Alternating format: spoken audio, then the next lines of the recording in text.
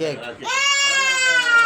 Cake বানাতে গিয়ে যখন হাতের ১২টা বাজিয়ে ফেলি আর এই কেকটা আমার ছেলের এত বেশি পছন্দ তার কাছে আসলে আমার হাতের ব্যথা বা ফোলা কোনো কিছুই মনে হচ্ছিল না। আসসালামু আলাইকুম, আমি সত্যি চলে আসলাম নতুন একটি ভিডিও নিয়ে। কে কোথায় থেকে আমার ভিডিওটা দেখছো অবশ্যই কমেন্ট করে জানিয়ে দিও। আমরা বাবা মায়েরা হচ্ছে ছেলে মেয়ের জন্য সবসময় হচ্ছে ত্যাগ করে থাকি বা তাদের খুশির জন্য হচ্ছে কোনো না কোনো কিছু করার চেষ্টা করে থাকি। তো আমি হচ্ছে আমার ছেলে কেক দেখলে অনেক বেশি খুশি হয়, তো তার খুশির জন্য আমি বাসায় ট্রাই করছিলাম যে কেকটা কিভাবে বানাবো। তো আমি হচ্ছে সবকিছুই কিনে নিয়ে এসেছিলাম, তবে আমার বিটার ছিল না। আর বিটার ছাড়া যে হুইপ ক্রিমটা বিট করা কি পরিমাণ কষ্ট, যারা কেক বানায় তারাই একমাত্র বলতে পারবে যে হাতের মাধ্যমে ওইটাকে হচ্ছে ক্রিম করা অনেক বেশি কষ্টকর। তো আমি ক্রিম করতে গিয়ে আমার হাত অনেক বেশি ব্যথা হয়ে গিয়েছিল, ফুলে গিয়েছিল। তারপরেও হচ্ছে আমার ছেলে যখন কেকটা ফাইনালি দেখতে পায় তার সামনে, তার খুশিতে হচ্ছে সে একদমই আত্মহারা। তো তার খুশির কাছে আসলে আমার হাতের ব্যথা বা হাতের ফোলাটা কোনো কিছুই মনে হয়নি। যাই হোক, আমি হচ্ছে কেকটা বানাবো ভেবেছিলাম। আমার হাজবেন্ড বাসায় আছে, সে আমাকে একটু হেল্প করবে।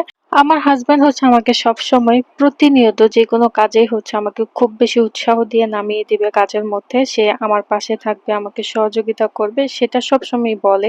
কিন্তু ওরকম সহযোগিতা আমি আসলে তার কাছ থেকে পাই না। সর্বোচ্চ ১ থেকে ২ মিনিট আমার সাথে থাকে, তারপর হচ্ছে তাকে আর খুঁজে পাওয়া যায় না। তো এরকম হাজবেন্ড হচ্ছে অনেকেরই আছে আমার মতন, যারা হচ্ছে বউকে অনেক বেশি উৎসাহ দেয় কিন্তু মাঠে নামিয়ে তারা হচ্ছে চলে যায়। তো এরকম হাজবেন্ড কার কার আছে অবশ্যই কমেন্ট করে জানিয়ে দিও।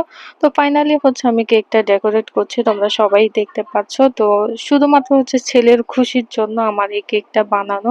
নর্মাল কেক আমার সবসময় বানানো হয়েছে, তবে হচ্ছে ক্রিম দিয়ে আমি কখনোই হচ্ছে কেক বানাইনি। এটাই হচ্ছে ফার্স্ট টাইম আমার কেক বানানো। তো সবাই খেয়ে খুব বেশি প্রশংসা করেছে যে প্রথম অনুযায়ী অনেক বেশি ভালো হয়েছে। তো তোমাদের কাছে কেমন হয়েছে একটু জানাবা, যে দেখতে কেমন হয়েছে, খেতে যেহেতু পারো নাই। তো সবাই ভালো থেকে, আল্লাহ হাফেজ। আর আমার ছেলের জন্য দোয়া করবে।